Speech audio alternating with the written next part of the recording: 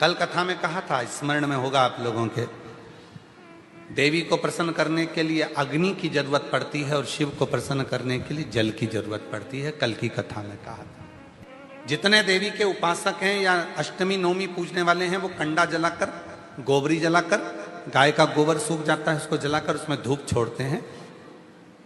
मालपुआ या पूड़ी या खोट या सब्जी जो भी बनता है उसको छोड़ते हैं।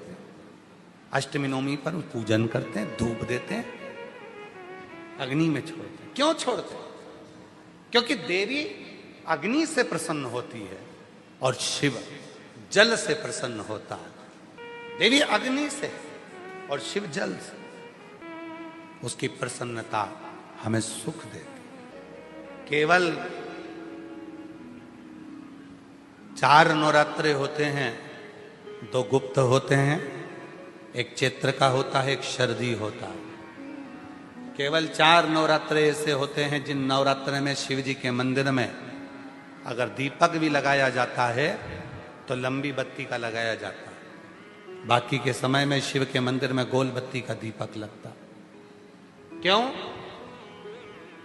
कहते हैं 64 योगनियां। आपको पहले भी कहा था, आज फिर अच्छे से समझ लीजिए। ये शिवलिंग है, ये जलाधारी है, ये पानी बहता है, बीच में अशोक सुंदरी है, राइट में गणेश जी हैं, लेफ्ट में कार्तिकेय हैं। शिवलिंग के ऊपर जो जल टपकता रहता है वो शिव जी की 5 लड़कियां, जया, विषहरा, शामली बारी, दौतली, देव है।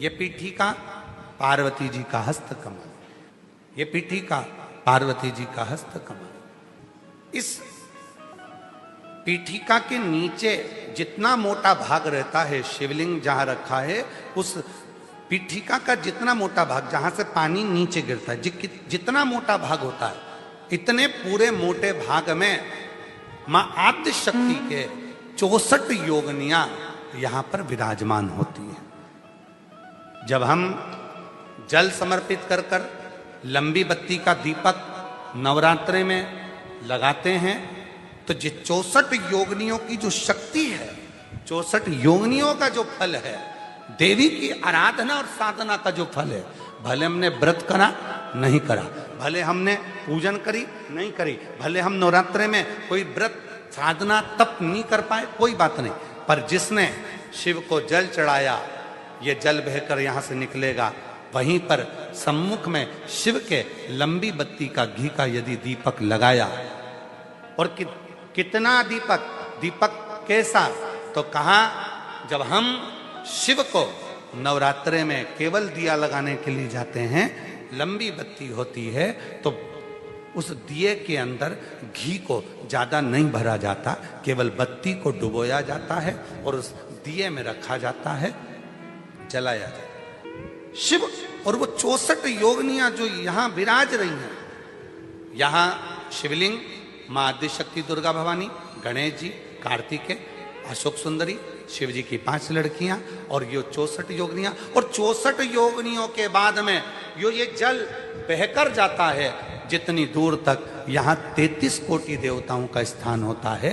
इसलिए हम जब लंबी बत्ती का दीपक लगाते हैं जल चढ़ाकर नवरात्रे में, तो शिव की आद्य शक्तियां हमको सुख प्रदान करना प्रारंभ कर देती हैं और हमारे भंडार में कोई कमी नहीं है।